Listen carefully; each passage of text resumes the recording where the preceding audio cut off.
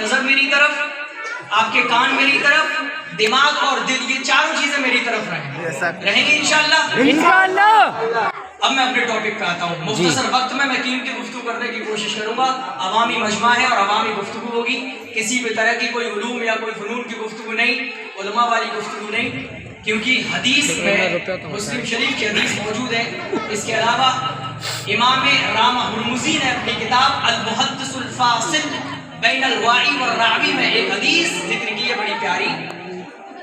فرمایا، یہ حدیث موقوف ہے، حضرت علی رضی اللہ عنہ نے فرمایا کہ ما انت بمحدث قوما حدیثا لا تبلغه عقولهم، کہ تم جب کسی حدیث کو یا پھر کسی بات کو لوگوں کے سامنے پیش کرو اور وہ بات اس لیول کی ہو جو لوگوں کی عقل میں نہ آئے، تو مولا علی کہتے ہیں تو وہ بات ہدایت کی جگہ لوگوں کے لیے فتنہ بن جائے گی. ہدایت کی جگہ لوگوں کے لیے کیا بنے گی؟ تو میں آپ کے حساب سے گفتگو کروں گا تو آپ بھی میرا پورا ساتھ دیں گے انشاءاللہ انشاءاللہ.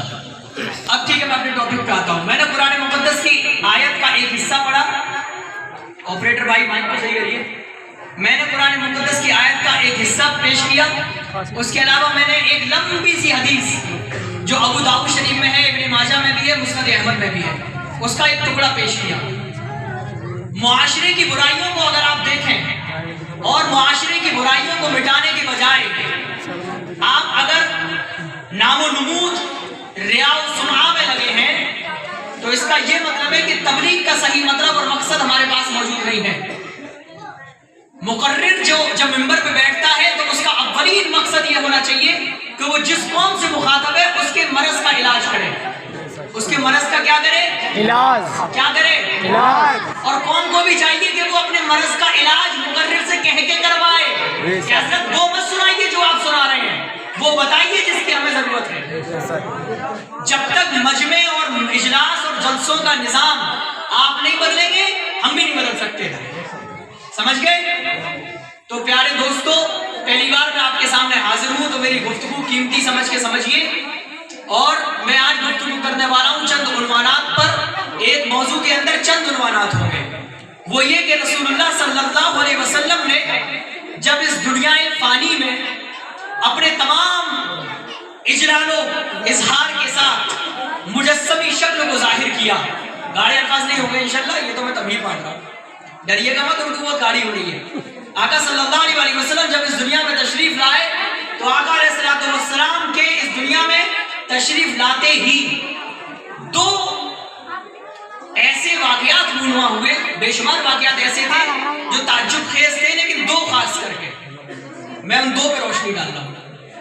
ایک تو یہ کہ ایران کی جو حکومت تھی وہ مجوسی تھی. کون سی حکومت تھی وہ؟ مجوسی. مجوسی کا مطلب آگ کی پوجا کرتے تھے. کس کی پوجا کرتے تھے؟ آگ کی. تو وہ جو آگ تھی جو ان کی ریلیجیس عبادت گاہ میں جو جلتی تھی وہ تقریباً 1000 سال سے برابر جل رہی تھی. کتنے سال سے؟ آقا صلی اللہ علیہ وسلم کی پیدائش ہوئی تو وہ آگ بجھ گئی. تو وہ آگ بجھ گئی. پہلی چیز یہ. ایران میں حکومت تھی ساسانی حکومت. کون سی حکومت تھی؟ تقریباً 3000 سالوں سے وہ سپر پاور بنی ہوئی تھی. کیا بنی ہوئی تھی؟ آقا صلی اللہ علیہ وسلم کی پیدائش کے وقت اس بادشاہ کے محل کے، آپ نے دیکھا ہے عیدگاہ اور محل اور پرانی عمارتوں پہ اس طرح ان کی فصیل پہ ڈیزائنیں بنی ہوتی ہیں.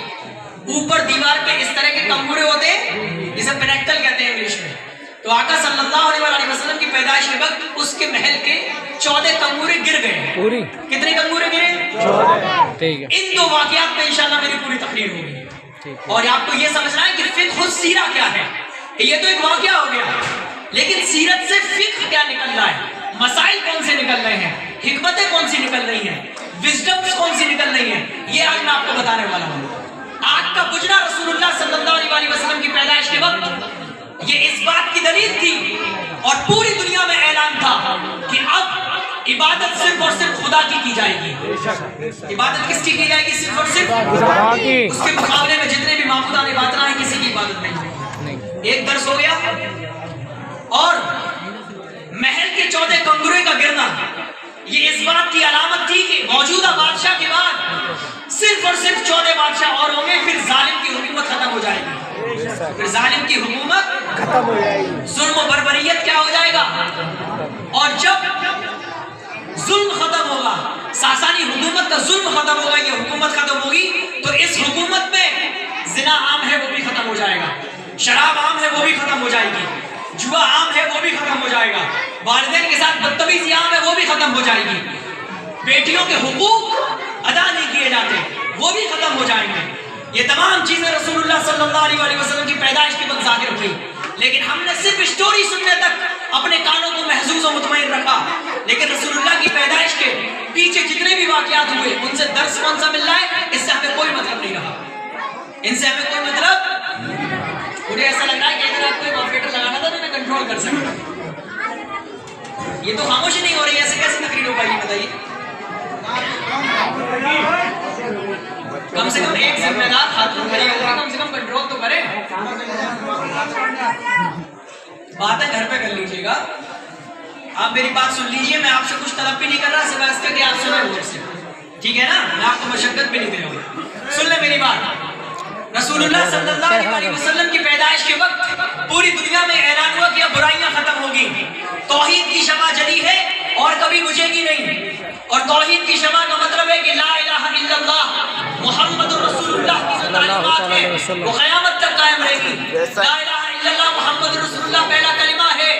ایک بار دوہرا لیجئے، لا الہ الا اللہ محمد رسول اللہ. لا الہ الا اللہ نہیں ہوتا ہے، صحیح کر لیجئے گا. لا الہ الا اللہ محمد رسول اللہ نہیں ہوتا ہے، محمد رسول اللہ صحیح کر لیجئے گا، ٹھیک ہے؟ تو کلمہ کے دو جز ہیں. پہلے جز میں کہا گیا عبادت صرف اور صرف اللہ کی ہوگی. دوسرے جز اور حصے میں کہا گیا کہ رسول اللہ صلی اللہ علیہ وسلم اللہ کے نبی ہیں، اللہ کے رسول ہیں. تو ان سے جو ہمیں تعلیم ملی وہ یہ کہ پروردگار عالم کی توحید اور اس کی عبادت پہ ہم ہمیشہ قائم رہیں گے. اس کے علاوہ کسی کے سامنے ہم عبادت کے لیے سر کبھی نہیں جھکائیں گے. یہ معلوم ہے کہ نہیں؟ ہم سب کی تعظیم و توقیر کرتے ہیں، اپنے انبیاء کرام کی، اپنے اولیاء کرام کی، تمام علماء کی، لیکن کسی کی عبادت تو توحید کا درس بھی سیکھنے کی ضرورت ہے، توحید کے درس کو بڑھانے کی ضرورت نہیں. رسول اللہ صلی اللہ علیہ وسلم کو سچا نبی ماننے کا مطلب رسول اللہ کی باتوں کو ماننا ضروری ہے.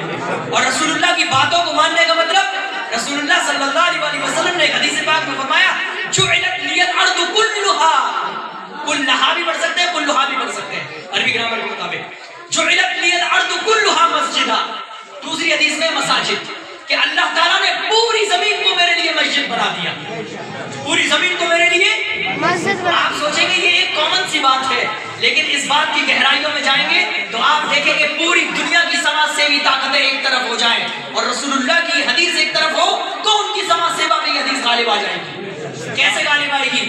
آپ مسجد میں کبھی شراب نہیں پی سکتے، آپ مسجد میں کبھی بدتمیزی نہیں کر سکتے، مسجد میں گالیاں نہیں دے سکتے، مسجد میں آپ بیاج نہیں کھا سکتے، مسجد میں والدین سے بدتمیزی نہیں ہو سکتی، مسجد میں اپنے بچے کا اپنے چھوٹے سے کے پر آپ ہاتھ نہیں اٹھا سکتے، امام سے بدتمیزی نہیں کر سکتے، مسجد میں کوئی بھی گناہ آپ نہیں کر سکتے. تو رسول اللہ نے آپ کو یہ تعلیم دی کہ جب آپ زمین کو مسجد سمجھیں گے تو آپ زمین کے کسی بھی حصے میں ہوں گے کبھی گناہ نہیں کریں گے.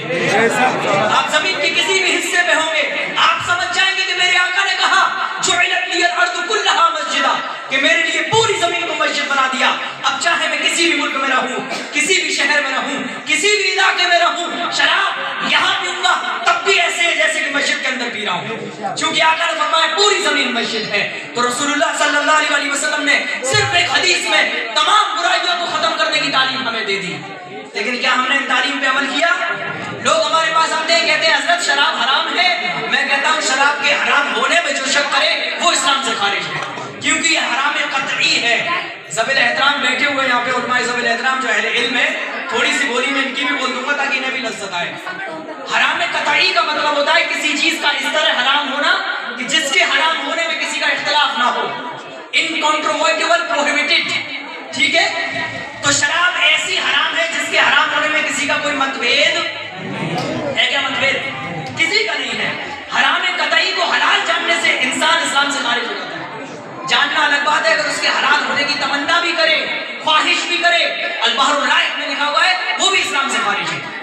مسئلہ کلیئر ہوا؟ تو آج کل شراب کے نام بدل دیے گئے ہیں. کیا بدل دیے گئے ہیں؟ کسی کا نام ووڈکا رکھ دیا گیا، کسی کا نام बोलिए 8 PM होगी। क्या होता? किसी का नाम बियर रख दिया गया, किसी का फाइन रख दिया गया जुदा, किसी का नाम देहात में पौवा रख दिया गया, ठर्रा। किसी का नाम कच्ची रख दिया गया, ठीक। लेकिन शराब की असलियत नहीं बदलेगी। शराब की असलियत, शराब का नाम कुछ भी रखिए, सारी शराब इस तरह नापाक है जैसे कि पेशाब का एक कतरा। आज लोग क्या समझ रहे हैं कि हम तो बियर पी रहे हैं, वो हराम नहीं है, हम तो वोडका पी रहे हैं, उसमें नशा नहीं है। एक फिक़ही मसला बता रहा हूं, मेरे बाद मुफ्ती साहब फिर लाएंगे, तस्दीक भी करा लीजिएगा। शरीयत में जो नशावर चीजें होती है वो दो टाइप्स में बांटी जाती है, एक जामिदात और एक मायात। जामिदात का मतलब सॉलिड पाउडर और मायात का मतलब लिक्विड। सॉलिड में उतना नशा हराम होता है कि जिससे हमारी अक्ल ज़ाहिर होने लगे, ठीक। इसीलिए गुटखा और तंबाकू नॉर्मल हालत में हराम लेकिन मना है। लेकिन अगर लिक्विड में है तो एक कतरा भी वैसे ही नापाक है जैसे कि पेशाब का नापाक होना। तो शराब के नाम बदल के उसे हराम जानने वाले इस्लाम से खारिज हो जाएंगे। याद रखिएगा इस बात को, शराब का नाम कुछ भी हो, किसी भी लेवल की शराब हो, किसी भी कंपनी में बनती हो, किसी भी चीज से बनती हो, शराब शराब है। पेशाब का नाम जूस रख देने से पेशाब जूस नहीं बन जाती। अरे बात समझ में आ रही कि नहीं? हर तरह की शराब हराम है। और ऐसे लोगों के बारे में आका सल्लल्लाहु अलैहि वसल्लम ने 1400 साल पहले ही इरशाद फरमा दिया था। अबू दाऊद शरीफ की हदीस जो मैंने अपने खुतबे में पढ़ी, इब्न माजा में भी जिक्र है, इमाम अहमद ने मुस्नद में भी जिक्र की, और तमाम कुतुब हदीस में जिक्र है। आका ने फरमाया ला यशरबन्ना उनासुम मिन उम्मती अल-खम्र, मेरी उम्मत में एक ग्रुप ऐसा होगा जो यकीनन शराब पिएगा, व युसम्मूनहा बिगैर इस्मिहा, लेकिन शराब का नाम बदल के पिएगा, लेकिन शराब का नाम बदल के पिए। देखिए आका सल्लल्लाहु अलैहि वसल्लम ने अपनी उम्मत की ये हालत पहले ही बता दी। तो शराब किसी भी तरह की हो हराम है कि नहीं है? कोई शक है? नहीं। किसी को है शक? नहीं। पीछे वाले हजरात भी बोले नहीं है ना शक। शराब को खत्म करिए अपने मुआशरे से, शराब को खत्म करिए। आका ने फरमाया इस्तनिबू मिनल खम्र, शराब से अपनी हिफाजत करो, फइन्नहा उम्मुल खबाइस, ये शराब तमाम गुनाहों की माँ है। तमाम गुनाहों की कैसे है आप खुद समझ सकते हैं। जब आदमी शराब पीता है तो क्या करता है? सबसे पहले दूसरों को गालियां देता है। गालियां दी पहला गुना, गालियों के बाद झगड़ा हुआ दूसरा गुना, झगड़ा हुआ एक दूसरे की मार कुटाई तीसरा गुना, उसके बाद रिश्ते टूटे चौथा गुना, उसके बाद नस्लों में नफरत गई पांचवा गुना। एक के बाद एक गुना हो रहा है। क्यों? ना वो शराब पीता ना ये गुनाह होते। इसीलिए हदीस में कहा कि शराब जो है वो तमाम गुनाहों की जननी है, तमाम गुनाहों की माँ है। अपने मुआशरे से शराब को खत्म करिए। एक छोटा सा नौजवान जिसे अभी तमीज से पीने की सुन्नतें भी नहीं मालूम, वो भी जानता है कि शराब में कितने चस्के लगा के पीना है। इसका जिम्मेदार कौन है? ये हंसने वाली बात नहीं है। क़यामत के दिन रोएंगे, क़यामत के दिन रोएंगे। शराब को कौन खत्म करेगा? इस्लाम जब आया था तो मदीना मुनव्वरा में इस तरह शराब पी जाती थी कि आका सल्लल्लाहु अलैहि वसल्लम ने जब शराब के हराम होने का हुक्म नाफिज फरमाया तो मालूम है कुतुब हदीस में क्या है कि इस तरह सहाबा ने शराब को बहाया कि सड़कों पे शराब के नाले बहने लगे थे। ऐसा लगता था कि किसी ने नहरें छोड़ दी है शराब की। नौजवानों, शराब को खत्म करिए अपने अंदर से। पहला पैगाम मेरी तकरीर का शराब को खत्म करना है। खत्म करेंगे इंशाअल्लाह। इंशाअल्लाह। कैसे खत्म होगी? खाली कह देने से पीते ही ना। ऐसे खत्म होगी कि अगर हमारा कोई दोस्त, हमारा कोई पड़ोसी, इलाज भी बता रहा हूँ, सिर्फ मरज नहीं बता रहा हूँ, साथ में इलाज भी बता रहा हूँ, हमारा कोई दोस्त, हमारा कोई पड़ोसी, हमारा कोई रिश्तेदार, हमारे कांटेक्ट का कोई भी शख्स अगर वो कांटेक्ट ना भी रखता हो लेकिन इंसानियत का कांटेक्ट तो है ना उससे, अगर वो हमारे सामने शराब पीता है तो हमारी जिम्मेदारी है हम उसे शराब पीने से रोकें। शराब पीने से उसे रोकेंगे? रोकेंगे कि नहीं? या फिर ये कहेंगे जाने दो, हमारा क्या जा रहा है? जा रहा है आपको एहसास नहीं है?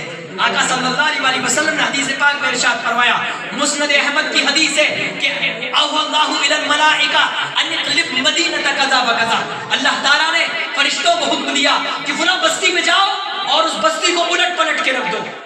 तो फरिश्तों ने ताज्जुबन पूछा, फरिश्ते ताज्जुब से तो बात है नहीं, ताज्जुब कोई है थोड़ी है। ताज्जुबन फरिश्तों ने अर्ज किया कि मेरे मौला क्यों? इन्ना फीहा लका अब्दन लम यासिनका कद्दू, कि उस बस्ती में तेरा एक ऐसा बंदा मौजूद है जो हर वक्त तेरी इबादत करता है, उसने पलक झपकने के बराबर भी तेरी नाफरमानी नहीं की, फिर भी उस बस्ती में अजाब क्यों? तो अल्लाह ताला फरमाता है उसके घर से पहले पलटो, जी बेशक। क्या समझ में नहीं आ रही बात? आ रही है। हाँ, तो फिर मुझे रेस्पॉन्स दीजिए। इस रेस्पॉन्स के लिए मैंने मना नहीं किया है ना, मैं पूछूं तो रेस्पॉन्स दीजिए। आका ने क्या फरमाया, अल्लाह ताला ने क्या फरमाया कि जहां उस इबादत गुजार का घर है वहीं से जमीन को पहले पलटो। फरिश्तों ने मजीद ताज्जुब से पूछा, या रब्बना कैफ़ युमकिन हाज़ा, ऐ मेरे रब ये कैसे मुमकिन है? तो अल्लाह ने फरमाया, इन्ना वजहहु लम यतमअर फिय्या, कि ये शख्स खुद तो सुधर गया, खुद तो इबादतें कर रहा है, खुद तो मेरे अहकाम पे अमल कर रहा है, लेकिन बस्ती में जो कौम मेरे अहकाम की मुखालफत कर रही है, इसका चेहरा कभी गुस्से से लाल नहीं होता, इसे कभी ये तौफीक नहीं होती जाके कौन को भी गुनाह से रोके। तो याद रखिए, आप नमाजी हो गए तो ये मत सोचिए बेनमाजी होने से हमारा कुछ नहीं बिगड़ेगा, बिगड़ेगा, यकीनन बिगड़ेगा। आका अलैहिस्सलातु वस्सलाम ने फरमाया, इज़ा रआ अहदुकुम मुनकरन फलयुगय्यिर बियदिही, तुम में से जब कोई शख्स बुराई को देखे तो अगर हाथ से रोकने की ताकत है तो हाथ से रोके। व इन लम यस्तति फबिलिसानी, अगर हाथ से नहीं रोक सकता तो जुबान से रोके। व इन लम यस्तति फबिक़ल्बी, और अगर जुबान से भी नहीं रोक सकता तो कम से कम दिल में बुरा जाने। हम सोचते हैं हमने दिल में बुरा जान लिया, काम चल गया, पूरी हदीस बयान कोई नहीं करता। आगे आका ने फरमाया, हुवा अज़अफुल ईमान, ये ईमान का सबसे निचला दर्जा है, ये ईमान का सबसे। अब सोच लीजिए हम ईमान के किस दर्जे पे फाइज हैं। जब तक अपने भाइयों को आप बुराई से नहीं रोकेंगे तब तक कुछ होने वाला नहीं है, ना बुराई मिटेगी और ना हमारी और आपकी नस्लें बुराई से बच सकेंगी। जब हमारे खानदान में मौजूद दूसरी फैमिली का शख्स शराब पी सकता है तो आपके पास क्या गारंटी है कि आपका बेटा शराबी नहीं होगा? आपके पास क्या गारंटी है आपका पोता शराब नहीं पिएगा? आपके पास क्या गारंटी है आपकी नस्ल में आने वाला कोई भी बच्चा शराबी नहीं होगा? आग की किसी से दोस्ती नहीं है। मेरे घर में आग लगी तो उससे आपकी दोस्ती है क्या? उसे जहां पे फूस मिलेगी, जहां पे पेट्रोल मिलेगी, वो वहां भी चली जाएगी। समझ गए कि नहीं? तो किसी के घर में जब आग लगे तो खुश मत होइए कि मेरा घर महफूज है, जैसे ही राह मिलेगी आग आपको भी पकड़ लेगी। तो इसी तरह अगर कोई भाई हमारा बुराई में मुब्तला है, शराब पीता है और वो रोजे नहीं रखता, नमाज नहीं पढ़ता, तो उसे समझाने की जिम्मेदारी इस्लाम का बुनियादी मकसद है। तबलीग का क्या मतलब है? इस जलसे का क्या मतलब है? अइम्मा इकराम तकरीर करते हैं, तकरीर का क्या मकसद है? तकरीर का ये मतलब है मैं चिल्ला के चला रहा हूँ, आप मोटा सा लिफाफा बना के मुझे दे रहे हैं। हरगिज़ ये मतलब नहीं होता। हदीस पाक में कुरान मुकद्दस में अल्लाह ने फरमाया, एक चीज याद करिए, ये जो बातें मैं कह रहा हूँ ये आइंदा जाकर कब्र में भी मुझसे मिलेंगी, क़यामत के दिन भी ये बातें मेरे सामने आएंगी। लेकिन जो पैसा मैं ले रहा हूँ वो मेरे साथ, तो जो खुदा के पास है वो कायम रहने वाला है और जो हमारे पास है वो फना हो जाएगा। कुरान में फरमाया, मा इंदकुम यनफद व मा इंदल्लाहि बाक़, जो तुम्हारे पास है वो खत्म हो जाएगा और जो खुदा के पास है वो बाकी रहने वाला है। प्यारे दोस्तों, आपने देखा होगा कि जब हमारा बच्चा स्कूल जाता है तो बैग कहाँ टांग के ले जाता है? पीठ पर। पीछे या आगे? पीछे। पीठ पे, बिल्कुल सही कहा। कहाँ टांग के ले जाता है? और जब मस्जिद जाता है तो पारा कहाँ लगा के ले जाता है? सीने पे। क्यों? जवाब है किसी के पास? इसका जवाब ये है क्योंकि फितरत ने, नेचर ने, नेचुरल प्रीपोजिशन जिसे मंतिक में कहते हैं, फितरत दलील फितरी ने हमें ये बताया कि दुनिया के तमाम उलूम मरने के बाद पीछे रह जाएंगे, लेकिन कुरान की तालीम कब्र में भी रोकती रहेगी। ये सबूत है हर चीज का। कदम कदम पे आपको सबूत मिला, कदम कदम पे कुरान मुकद्दस ने रहनुमाई की। अभी परसों जब मेरी तकरीर हुई थी सिरपुरे के अंदर, पहली मुलाकात थी सिरपुरे वालों से, तो मैंने एक हदीस सुनाई थी कि शरीयत में और कुरान ने और हदीस ने आपकी जिंदगी के किसी भी शोबे में आपको अकेले नहीं छोड़ा है। आप पैदा नहीं हुए थे तो आपकी वालिदा को शरीयत ने उसूल बताए कि गेस्टेशन पीरियड में किस तरह रहना है ताकि बच्चे पे एहसास हो जाएगा। पैदाइश हुई तो शरीयत ने बताया कि बच्चे को कैसे पाक करना है, कब उसकी खतना करानी है, कब नाम रखना है और नाम भी कैसा रखना है, माँ का दूध पिलाना या कैसा दूध पिलाना है, रोजी कैसी देनी है। बालिग नहीं हुआ तब तक बताएगा कि अच्छे आदाब सिखाओ, बालिग हो गया तो कहा गया हुक्म दो नमाज का, फिर उस पर पिटाई भी लगाओ। फिर बड़ा हुआ, शादी के लायक हो, शादी कर दो, नेक बीवी आए, औलाद हो, बुजुर्ग हो, आप कब्र में चले गए तब भी बताया कफन कितना दिया जाएगा, नमाज जनाजा कैसी होगी, मरने के बाद भी बताया गया ईसाने सवाब कैसे होगा। आप पैदा नहीं हुए थे तब से लेकर आपके मरने के बाद तक शरीयत ने आपको कोई अकेला छोड़ा नहीं। एक ऑप्शन मुझे बताइए आप जिसमें शरीयत ने ये कहा हो कि हमारे पास कानून नहीं है, तुम खुद का कानून बना लो, मैं भी कुर्सी छोड़ दूंगा, मैं अजहर में पढ़ रहा हूँ, अजहर में भी नहीं जाऊंगा, इतना बड़ा चैलेंज करवाऊंगा। چونکہ میرا فیلڈ ہے کمپیٹیو ریلیجن، تقابل ادیان، تمام ملحدین کو میں فیس ٹو فیس ہی ڈیبیٹ میں، یوٹیوب پہ کئی ڈیبیٹس ہیں آپ دیکھیے گا، ملحدین کو میں چیلنج کرتا ہوں، پوری زندگی کا انسان کا حصہ اٹھائیے اور زندگی کے ہر شعبے میں تم اپنے الہادی نظام کو دکھاؤ کہ اس نے انسان کی کہاں رہنمائی کی ہے، اور ہم قرآن حدیث کے نظام کو دکھائیں۔ تو مذہب تو وہ ہوتا ہے نا جو اپنے ماننے والے کی انگلی پکڑ کے چلائے، بے شک، اور یہ ہمارے علاوہ کہیں نہیں۔ کیوں؟ کیونکہ آقا صلی اللہ علیہ وسلم کے ایک پیارے صحابی سے اس دور کے کفار نے تانے کے طور پہ کہا، بخاری شریف کی روایت ہے، انہوں نے کہا علمکم نبیکم کل شیء حتی الخلاء، کہ تمہارے نبی نے تو تمہیں سب کچھ سکھا دیا، یہاں تک کہ قضاء حاجت کا طریقہ بھی سکھا دیا، اس نے طنز کیا۔ لیکن صحابہ کی شان دیکھیے، صحابی نے لوٹ کر اس کے منہ پہ مارا اور کہا نام، ہاں ہمارے آقا نے اتنی چھوٹی چیز کا بھی ہمیں طریقہ سکھایا، اور آقا نے فرمایا اذا اتیتم الغائط فلا تستقبلوا القبلة ولا تستدبروه، کہ جب تم میں سے کوئی شخص قضاء حاجت کو جائے تو بیٹھنے کا طریقہ کیا ہے؟ کعبے کی طرف نہ پیٹھ ہوگی نہ منہ ہوگا۔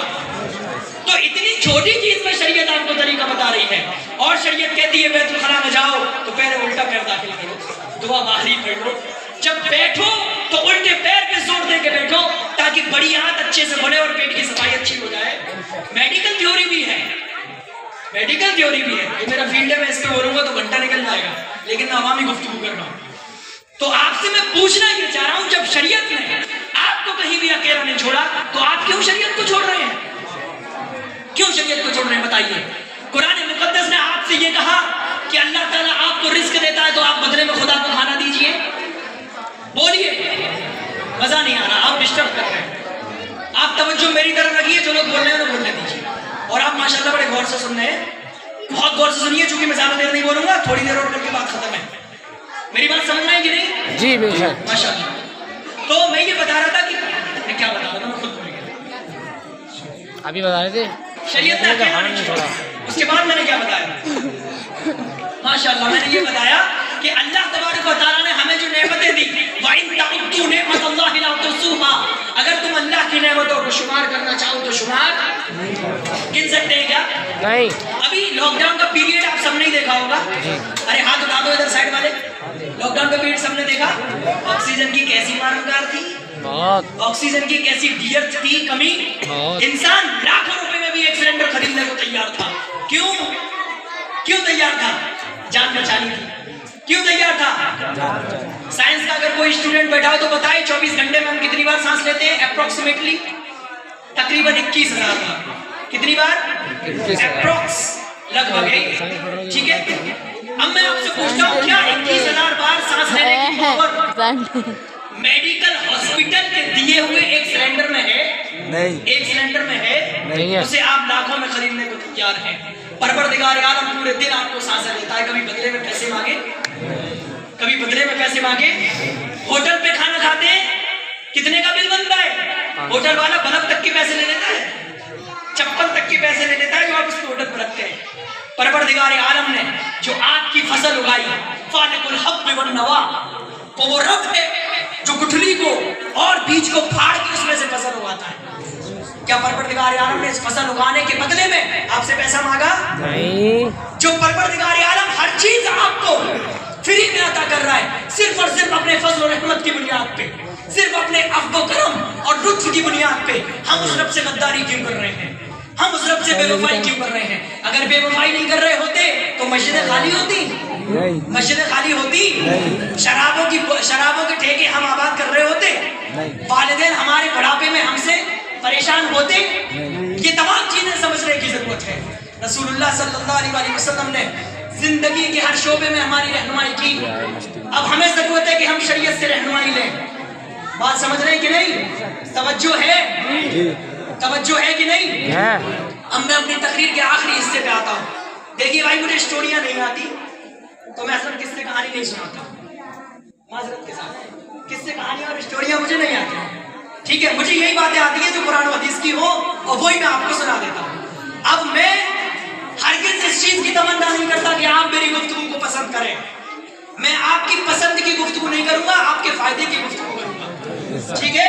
اب فائدے کی گفتگو آپ کو پسند آئے نہیں آئے اس سے مجھ پر کوئی فرق پڑنے والا نہیں ہے، ٹھیک ہے؟ اور مجھے امید ہے کہ آپ سب کو میری اس گفتگو سے بہت فائدہ حاصل ہوگا۔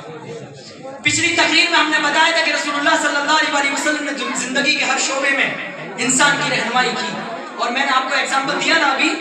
اب آتے ہیں شراب کی ٹاپک کی طرف، اور شراب کے بارے میں ہم نے کہا کہ شراب کسی بھی ٹائپ کی ہو، اس کا کچھ بھی نام رکھ دیا جائے، اس کے حرام ہونے میں کوئی شک، اس کے حرام ہونے میں کوئی شک. چھوڑیں گے انشاءاللہ شراب؟ چھوڑیں گے کہ نہیں؟ انشاءاللہ.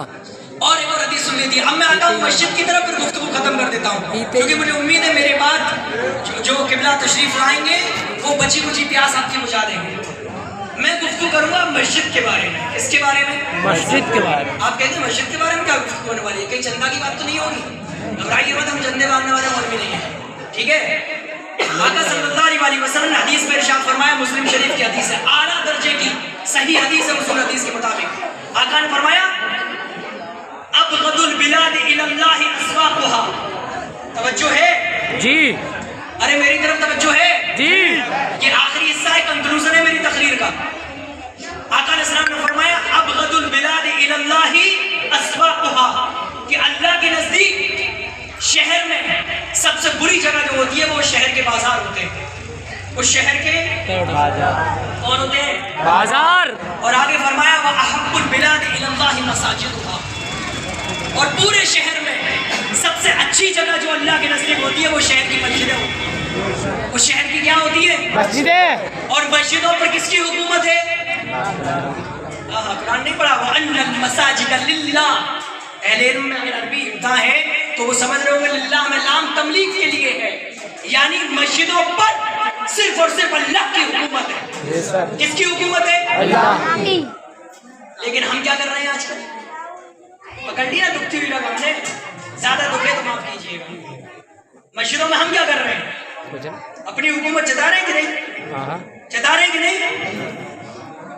ایک تو نہیں جتا رہے ہو، میجورٹی جتا رہی ہے. دیکھیے مسجد میں اگر آپ زیادہ چندہ دے دیتے ہیں تو اس کا مطلب یہ نہیں ہے مسجد ہمارے ابو کی ہو گئی. مسجد صرف اور صرف اللہ کی ہے، اور ہم مسجد کے صرف اور صرف خادم ہیں.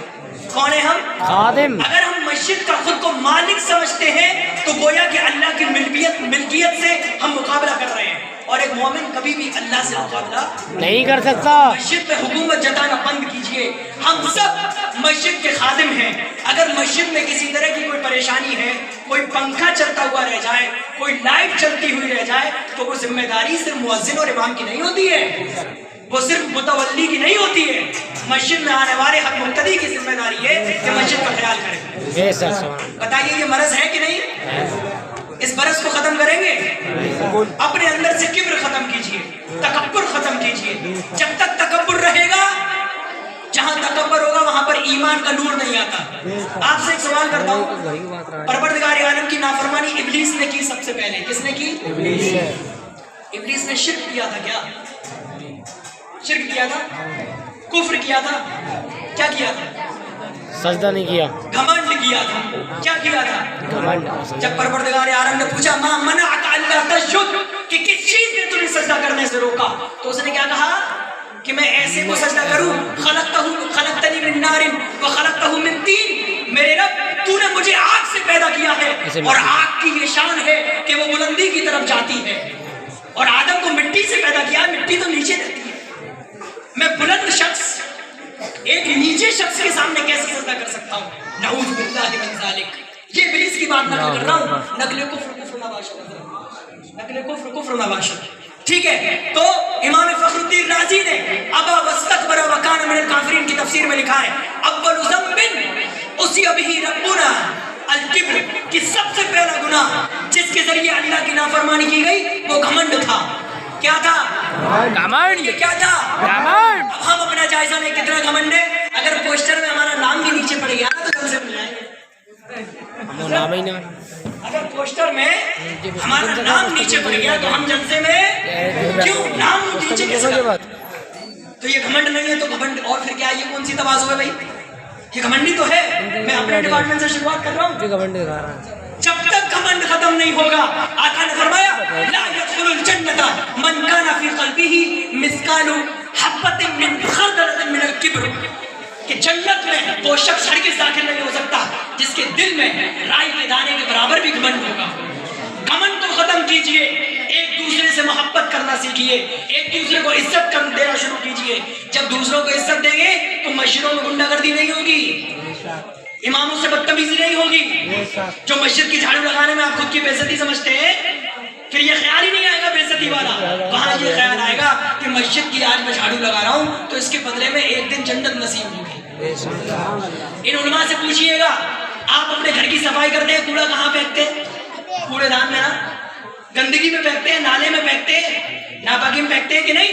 ان علماء سے پوچھئے مسجد کی صفائی کے بعد اس کا کوڑا بھی ناپاک جگہ پھینکنا جائز نہیں ہے. کیوں؟ مسجد کے کوڑے کا احترام, مسجد کے کوڑے کا نجس جگہ مسجد کا کوڑا ڈالنا مکروہ ہے. جب جس جگہ کے کوڑے کی اتنی اہمیت ہے, سوچیے اس جگہ کی اہمیت کیا ہوگی. تو اس جگہ کو غنڈہ گردی کی جگہ مت بنائیے, سیاست کی جگہ مت بنائیے, اور اس کو کیا نہیں بنائیں گے, پنچایت کی جگہ مت بنائیے. صرف 5 منٹ آپ کے لوں گا بس, اور اپنی تقریر ختم کر دوں. کوئی بول دوں اجازت ہے؟ ٹھیک ہے, اس کے بعد بول دیتا ہوں. ٹھیک ہے, مسجد کا ٹاپک کمپلیٹ کر لیں. ارے کر لیں کہ نہیں؟ مسجد پر کسی کی حکومت دیں گے, بات اس پہ چل رہی تھی. مسجد پر صرف اور صرف پروردگار عالم کی حکومت, یعنی میں یہ کیوں کہہ رہا ہوں کہ اللہ کی حکومت ہے. آپ کہیں گے مولانا کے پیسے دنیا میں اللہ کی حکومت نہیں ہے. میں کہوں گا بالکل کائنات کے ذرے ذرے کا مالک اللہ ہے, حکومت صرف اور صرف اللہ کی ہے. لیکن عارضی طور پر, عطائی طور پر علماء کرام کی زبان ہے, یہ سمجھ رہے ہوں گے کہ پروردگار عالم ہمیں ٹیمپریری طور پہ دنیا کی چیزوں کا مالک بنا دیتا ہے, جیسے کہ گھر کے مالک ہو گئے, دکان کے مالک ہو گئے, ہے کہ نہیں جی. لیکن مسجد کے تو آپ عارضی طور پہ بھی مالک نہیں ہو سکتے, یہ بتانا چاہ رہا ہوں میں آپ کو. مسجد کے تو عارضی طور پہ مالک نہیں ہو سکتے. تو مسجدوں کی حکومت کے بارے میں ایک قصہ سنا کے بات شروع کرتا ہوں. امام ابن ابی الدنیا نے الجواہر المدیہ فی الطبقات الحنفیہ میں یہ واقعہ ذکر کیا. میری عادت ہے میں اپنے گفتگو سے پہلے دلائل دیتا ہوں. تو آقا صلی اللہ علیہ وسلم اس کتاب کے اندر امام ابن دنیا لکھتے ہیں کہ بغداد کے خلیفہ کون؟ بغداد کے خلیفہ عباسی خلیفہ ہارون رشید. کون؟ ہارون رشید. اتنے یعنی وقت کے پوری اسلامی دنیا کی سپر پاور ان پالیٹکس. ہمارا جو خلیفہ ہوتا ہے وہ ہماری پالیٹکس کی سپر پاور ہوتا ہے, سمجھ گئے؟ سارے سلاطین اور سلطان اس کے جھنڈے کے تحت رہیں گے, اور وہ سپریم پاور ہوتا ہے پالیٹکس میں, سمجھ گئے کہ نہیں؟ اور پوری اسلامی دنیا میں اس کی حکومت ہوتی ہے. عباسی خلیفہ ہارون رشید نے اپنی بیوی سے کہا, بہت غور سے سنیے گا, بہت غور سے سننے کا وقت ہے کیونکہ آخری حصہ چل رہا ہے. عباسی خلیفہ نے اپنی بیوی کو حضرت طلاق میں تعلیق دی, طلاق مطلق, اور کہا کہ اگر تو عصر کے وقت, کہا کہ مغرب کا وقت آنے سے پہلے تک, کب تک؟ مغرب کا وقت آنے سے پہلے, مغرب کا وقت آنے سے پہلے, مغرب سے آنے سے پہلے. میری چھٹیاں ختم ہو گئی, ٹھیک ہے, اس لیے سن لیجیے غور سے, پھر ملاقات نہیں ہوگی لمبے ٹائم تک. تو کیا کہا عباسی خلیفہ نے؟ عصر کے ٹائم سے مغرب کے وقت, کہا کہ سورج ڈوبنے سے پہلے اگر تم میری حکومت کی حدوں سے باہر نہ نکلی تو تجھے 3 طلاق. تو تجھے 3 طلاق معلق ہوئی, تعلیق ہوئی ہے, پینڈنگ, اسے پینڈنگ طلاق بولتے ہیں علماء کی زبان. تو آپ سوچئے کہ لاکھوں کلومیٹر میں پھیلی ہوئی حکومت سے, اس دور میں ایروپلین بھی نہیں تھے, گھوڑے تھے, تیز رفتار گھوڑے سے وہ دوڑیں گی تب بھی ان کی حکومت کی حدوں کو پار, بلکہ 1 مہینے کا راستہ ہوتا تھا. تو اب خلیفہ کی بیوی جس کے اندر میں سارے علماء رہتے تھے, حضرت امام اعظم ابو حنیفہ کا دور تھا. کس کا دور تھا؟ کس کا دور تھا؟ ابو حنیفہ. یہ کس کا دور تھا؟ حضرت امام اعظم ابو حنیفہ, ہم سب کے امام, جس کے طریقے پر ہم نماز پڑھتے ہیں, جس کے بتائے ہوئے حدیث کی روشنی میں. کس کی روشنی میں؟ جس کے بتائے ہوئے حدیث کی روشنی میں. کس کی روشنی میں؟ حدیث کی روشنی میں. کلیئر ہوگی بات؟ جی. سمجھ گئے؟ حدیث کی روشنی میں طریقہ بتایا. تو سارے علماء کو اکٹھا کیا خلیفہ کی بیوی نے کہ حل تلاش کرو, میں تو نکل ہی نہیں پاؤں گی سورج ڈوبنے سے پہلے. سورج ڈوبنے میں زیادہ سے زیادہ 40 منٹ 45 منٹ بچے, اب میں کیا کروں؟ کوئی بھی عالم اس کا حل نہیں دے پایا. پھر مسئلہ گیا ابو حنیفہ امام اعظم کی بارگاہ میں, اور امام اعظم نے کہا ارے اس میں گھبرانے کی کیا بات ہے, اس میں بولیے, اس میں گھبرانے کی کیا بات ہے؟ لوگ تعجب میں, اور خلیفہ کی بیوی کے چہرے پہ تھوڑے سے خوشی کی آثار آئے کہ ہاں کچھ ملے گا. امام اعظم نے کہا جب سورج ڈوبے اس سے تھوڑی دیر پہلے اور تھوڑی دیر بعد تک صرف اتنے ٹائم کے لیے خلیفہ کی بیوی کو مسجد میں بھیج دینا, کیونکہ مسجد میں کسی کی حکومت نہیں ہے. سبحان اللہ سبحان اللہ. کیونکہ مسجد میں کسی کی کیونکہ مسجد میں کسی کی حکومت نہیں ہے, کیونکہ مسجد میں کسی کی حکومت نہیں ہے. اس کے بارے میں تھا وقت کا خلیفہ, وقت کا خلیفہ, اسلامک پالیٹکس کی سپریم پاور. آج ہم 500 پلی دیکھیں, جب تک جمعے میں اعلان نہیں کروا دیں گے اپنے نام کا اور جب تک ہمیں لوگ عزت سے نہ پکارے تب تک سکون نہیں ملتا. تو مسجد پر حکومت چلانا ختم کریے. مسجد ہم سب کی ہے. مسجد نہ کسی محلے کی ہوتی ہے, نہ کسی بستی کی ہوتی ہے, نہ کسی برادری کی ہوتی ہے. مسجد صرف اور صرف ایمان والے کی ہوتی ہے. مسجد صرف اور صرف کس کی ہوتی ہے؟ ایمان والے کی. مسجد کو پنچایت گھر نہ بنا کے اس کی حفاظت کریے. حضرت نے مجھ سے مطالبہ کیا, میں تو اپنی تقریر ختم کرنے والا تھا. حضرت نے کہا کہ شادیوں کی رسموں کے بارے میں کچھ کہہ دیجیے. کہہ دوں؟ جی. ارے عورتیں بڑی گالیاں دیں گی. ارے نہیں دیں گی. ارے دے دینا, کوئی بات نہیں. آپ بولیے مت, آپ کی آواز بھی عورت ہے. آپ سمجھ رہے ہیں کہ نہیں؟ جی. تو میں یہ کہہ رہا ہوں شادی کی رسمیں سن لیجیے. علماء کرام بیٹھے, ان سے کبھی پوچھئے گا کہ اسلام میں نکاح کتنا آسان ہے. نکاح کتنا آسان ہے. کتنا آسان ہے. کتنا آسان ہے معلوم ہے؟ بتاؤ. نکاح میں صرف 2 فرض ہیں. ارے 2 شرط کہہ لیجیے. 2 شرط. کیا ہے؟ 2 فرض. فرض کہہ لیجیے آپ آسان زبان میں. 2 فرض ہیں. کیا ہے؟ فرض. 1 واجب ہے. 1 واجب ہے. کیا ہے؟ 1 واجب ہے. اور 3 سنت ہے. 3 سنت ہے. یاد ہو گیا؟ جی. سب سے تیز بول لو, یاد بھی رکھنا چاہیے. ٹھیک ہے. 2 فرض, 2 فرض, 1 واجب, سنت. کیا کیا ہے یہ سن لیجیے. شرط یہ ہے 1 2 ایک مجلس میں ایجاب و قبول, مطلب لڑکی کی اجازت اور لڑکے کا قبول. ایک شرط یہ ہو گئی. اور 2 شرعی گواہوں کا موجود ہونا. یہ تو ہو گئی شرط. 2 شرط ہو گئی. اتنے میں نکاح ہو گیا. یہ 2 کام ہو گئے تو نکاح ہو گیا. مہر دینا یہ واجب ہے. اگر میں خطا کروں فوراً گرفت کیجیے گا, میں توبہ کرنے سے ڈرتا نہیں ہوں. میں توبہ کرنے سے, ہمارے والد سیدنا آدم کی سنت ہے, جس کے اندر کبر ہوگا وہ توبہ نہیں کرے گا, وہ ابلیس ہوتا ہے. ہم سیدنا آدم کی اولاد ہیں, ہم توبہ کرنے سے نہیں ڈرتے. مجلس میں میں غلطی کروں گا تو مجلس میں ہی توبہ کروں گا, کیونکہ حدیث میں فرمایا توبہ تو سر بالسر و علانیہ بالعلانیہ. اگر اکیلے میں گناہ کرو تو اکیلے میں توبہ ہوگی, اور مجمع میں گناہ کرو تو مجمع میں. اگر مسئلے میں کوئی غلطی کر دوں تو فوراً توبہ ہوگا انشاءاللہ. تو 2 فرض یاد ہو گئے. ایک ایجاب و قبول ایک ہی مجلس میں. ایجاب کا مطلب لڑکی کی اجازت, اور قبول کا مطلب لڑکے کا قبول کر لینا. ارے سمجھ گئے؟ جی. سیکنڈ نمبر 2 گواہوں کا ہونا. یہ 2 فرض ہو گئے نکاح کے. اگر یہ 2 کام ہو گئے تو نکاح ہو گیا. تو نکاح ہو گیا. واجب ہے مہر دینا. واجب کیا ہے؟ مہر دینا. واجب کیا ہے؟ مہر دینا. اور سنت کیا ہے؟ نکاح کرنا. سنت نکاح کرنا. سننا ہے کہ نہیں؟ جی. آپ ماشاءاللہ بہت غور سے سن رہے ہیں, اور خواتین بھی سن رہی ہیں, لیکن یہ بچے نہیں سن رہے. خیر وہ تو میرا مقدمہ. جب شریعت نے احسان لے لیا تو ہم کون ہوتے ہیں حساب لینے والے؟ بس آپ ہی لوگ غور سے سنیے. بچوں کی پرورش آپ کے اوپر ڈیپینڈ کرتی ہے. جب تک آپ نہیں سیکھیں گے بچے نہیں سدھریں گے. ٹھیک ہے, تو ہم نے آپ کو 2 فرض بتا دیے. پھر ریپیٹ کروں. 2 فرض یعنی 1 ایجاب و قبول, دوسرا 2 گواہ, 1 واجب یعنی مہر, 3 سنتیں. نکاح کا خطبہ, نکاح کا خطبہ. دوسری سنت چھواروں کا لٹانا. بانٹنا نہیں, کیا کرنا؟ لٹانا. لٹانا کیسا؟ یہ حرمتی نہیں ہونی چاہیے. ممبر پہ اسٹیج جو لگی ہوتی ہے یا جہاں بھی نکاح ہوتا ہے, سنت کی ادائیگی کے لیے 1 مٹھی چھوارے ایسے کر کے ہلکے سے بندے میں اڑا دیے جائیں. کیونکہ آقا صلی اللہ علیہ وسلم نے سیدہ فاطمہ کے جب نکاح ہوا تو اتنے خوش تھے آپ نے خوشی میں اس طرح چھالے لٹائے. سبحان اللہ. اس طرح نہ ہو یا نکاح ہو رہا میں مان اٹھا رہا ہوں. تو یہ رزق کی بے ادبی ہے. ہر چیز سمجھ گئے آپ, ہر چیز سمجھ گئے. 2 سنتیں ہو گئی. تیسری سنت کون بتائے گا؟ تیسری سنت کوئی بتائے گا؟ کھانے میں پہنچ جاتے ہو, سمجھ گئے؟ ولیمہ کرنا. حضرت آپ بتائیے, آج عوام کا امتحان ہے. میں نے کہا کھانے پہنچ جاتے ہو تو سمجھ گئے ولیمہ.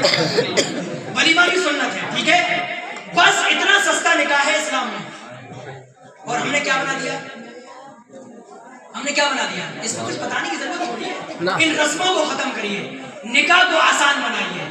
اگر آپ نکاح کو آسان بنائیں گے تو وہ غریب جس کی بیٹیاں اس کے گھر میں بوڑھی ہوئی جا رہی ہیں, اس کا یہ غم ختم ہو جائے گا. اس کا یہ غم ختم ہو جائے گا. رسول اللہ صلی اللہ علیہ وسلم کی بیٹی سیدہ فاطمہ کی جب ان کا جب نکاح ہوا تو دونوں کی حالتیں دیکھیے. سیدہ فاطمہ کا حال کیا تھا ظاہری طور پر, اور مرتضی علی حیدر کرار کا حال کیا تھا. کیا ہمیں ان چیزوں سے عبرت لینے کی ضرورت نہیں ہے؟ ان سے سبق حاصل کرنے کی ضرورت نہیں ہے؟ سبق حاصل کرنے کی ضرورت ہے. تو یہ بات ہو گئی نکاح کو آسان بنا کے کی. میں نے ابھی ایک مضمون لکھا تھا, ہمارے ایک صابر اسماعیلی بھائی ہیں جھارکھنڈ کے, ان کی ایک کتاب آئی ہے ایک نکاح ایسا بھی. اس پر میری تقریر ہے, اس میں نے ایک حدیث ذکر کی ہے. آقا علیہ السلام نے فرمایا خیر النکاح ایسرہ, تمہارا سب سے بہتر نکاح وہ ہے جو سب سے سستا ہو, جو سب سے سستا ہو, سب سے سستا ہو. اب نکاحوں کو سستا کرنا شروع کیجئے. میں اپنے مرشد حضور رفیق ملت سید نجیب حیدر نوری کے ساتھ ابھی پوربندر کی سرزمین میں گیا تھا. مولانا اشرف پوربندر کے بہت بڑے عالم, ان کی بیٹی کا نکاح تھا. مجمع بہت بڑا تھا, بارات میں بھی بہت لوگ تھے. جب اسٹیج پہ نکاح ہو گیا, نہ تو بارات نے ناشتہ کیا تھا اور نہ ہی کھانا. تو حضرت کھڑے ہوئے مائک پہ, تو معلوم ہے حضرت نے کیا کہا لڑکی والوں سے؟ حضرت نے لڑکی والوں سے کیا کہا کہ آپ اگر ہمیں اجازت دیں تو ہم تمام باراتی ہوٹل پہ جا کر کھانا کھا لیں. ہم تمام باراتی ہوٹل پہ جا کر, تو تمام لوگ آنکھیں پھاڑ گئے کہ حضور یہ کیا کہہ رہے ہیں. پھر حضور نے شریعت کا مسئلہ بیان کیا. حضور نے شریعت کا مسئلہ بیان کیا اور کہا لڑکی والوں پر شریعت کی طرف سے ہرگز یہ فرض نہیں ہے کہ براتیوں کا پیٹ بھرے, کہ براتیوں کا پیٹ بھرے. لیکن آج کیا ہو رہا ہے؟ پیٹ بھر کھاتے ہیں. پیٹ بھرا جاتا ہے. اگر گوشت کی ایک بوٹی کچی رہ گئی تو قیامت باندھ کو لے جاتے ہیں. ہنس لیجیے, خوب ہنسیے, قیامت کے دن رونا ہوگا. میں بھی آپ کے ساتھ ہوں گا. میں کہوں گا میرے رب میں نے بتایا, لیکن یہ نہیں مانے. لیکن یہ آپ لوگ یہ باتیں علماء سے پوچھا کریے, کب تک تعویذ اور پانی پھکواتے رہیں گے ان سے یہ پوچھا کریے حضرت ہماری نماز چیک کریے ہم صحیح پڑھ رہے ہیں کہ نہیں. ان سے یہ پوچھا کریے حضرت والد کا انتقال ہو گیا اب پراپرٹی کیسے بچے گی, فراست کے قانون سے کیے. ان سے آپ نہیں پوچھتے. ان علماء کی کوئی غلطی نہیں ہے, آپ نے بگاڑا ہے ہم لوگوں کو. جو تقریر میں کر رہا ہوں نا, آدھے لوگوں کو پسند نہیں آتی ایسی تقریریں, ٹھیک ہے, کیوں؟ کیونکہ علاج کوئی پسند نہیں کر رہا, لیکن ضرورت ایسی تقریروں کی ہے. آپ لوگ علاج کرنا شروع کریں گے. میں 3 رسموں پہ بات کر کے بات ختم کر دیتا ہوں. پہلی رسم مہندی. مہندی کے بارے میں نے پچھلی بار بھی برکاتی بھائی کے گھر پہ بتایا تھا کہ مہندی صرف اور صرف عورت کے لیے ہوتی ہے. کھال کی بات کر رہا ہوں, مہندی کو کھال پہ لگانا, داڑھی یا بالوں کی بات نہیں کر رہا ہوں. ہر چیز سمجھیے. میں کوشش کرتا ہوں کہ مسئلے کی ہر جہت کلیئر کر دوں تاکہ کنفیوژن نہ ہو کہ حضرت نے یہ بتایا مسئلہ کلیئر, ٹھیک ہے. تو جسم پر مہندی کھال پر مرد کے لیے لگانا جائز, صرف عورت کے لیے جائز ہے. کیوں جائز ہے اور حکم کیوں دیا گیا؟ اس لیے کہ عورت کے جسم پر جب کسی کی نظر پڑے, عورت کے عام طور پہ ہاتھ کھلے رہتے ہیں, پیر بھی کھلے رہتے ہیں اور یہ چہرہ بھی کھلا رہتا ہے, اور شریعت میں بوقت ضرورت انہیں کھولنے کی اجازت دی ہے. ارے بیٹا دی ہے بوقت ضرورت, ٹھیک ہے. تو ہاتھوں پر کیوں مہندی لگانے کا حکم دیا, پیروں پر کیوں دیا, دونوں پہ کیوں دیا؟ عام طور پہ لوگوں کی نظر ان پہ پڑتی ہے, چہرے پہ نقاب لگ جاتا ہے, سب کچھ لگ جاتا ہے, لیکن یہاں گلفز پہنیں گے تب بھی ضرورت کے بعد اتارنے پڑے گی. تو مہندی لگانے کا جو مقصد ہے وہ سمجھا رہا ہوں آپ کو. مہندی کا مقصد ہے جب عورت کی کھال پر جسم پر کسی کی نظر پڑے تو اس کی کھال پہ نظر نہ پڑے,